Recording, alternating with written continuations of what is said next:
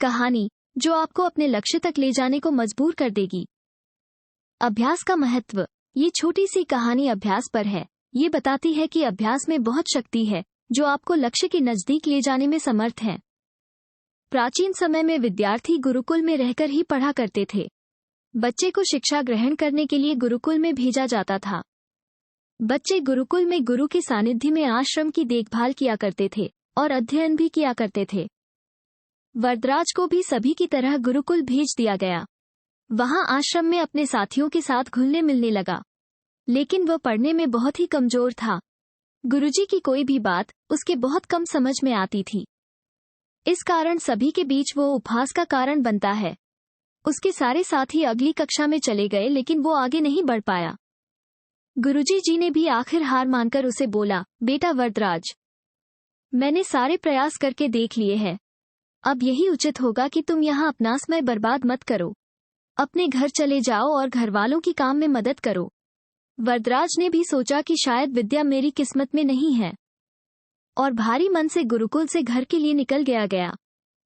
दोपहर का समय था। रास्ते में उसे प्यास लगने लगी। इधर उधर देखने पर उसने पाया कि थोड़ी दूर पर ही कुछ महिलाएं कुएं से पानी भर रही थी। वो कुएं के पास गया। वहां पत्थरों पर रस्सी के आने जाने से निशान बने हुए थे। तो उसने महिलाओं से पूछा, यह निशान आपने कैसे बनाए?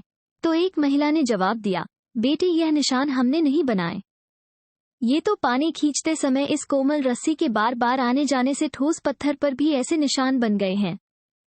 वरदराज सोच में पड़ गया। उसने विचार किया कि जब एक कोमल से रस्सी के बार बार आने जाने से एक ठोस पत्थर पर गहरे निशान बन सकते हैं, तो निरंतर अभ्यास से मैं विद्या ग्रहण क्यों नहीं कर सकता। वरदराज ढेर सारे उत्साह के साथ वापस गुरुकुल आया और अथक कड़ी मेहनत की। गुरुजी ने भी खुश होकर भरपूर सहयोग किया।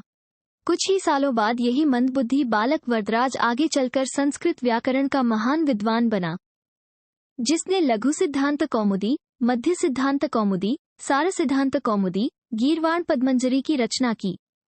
शिक्षा, मॉरल। दोस्तों, अभ्यास की शक्ति का तो कहना ही क्या है। यह आपके हर सपने को पूरा करेगी। अभ्यास बहुत जरूरी है, चाहे वो खेल में हो या पढ़ाई में या किसी और चीज में।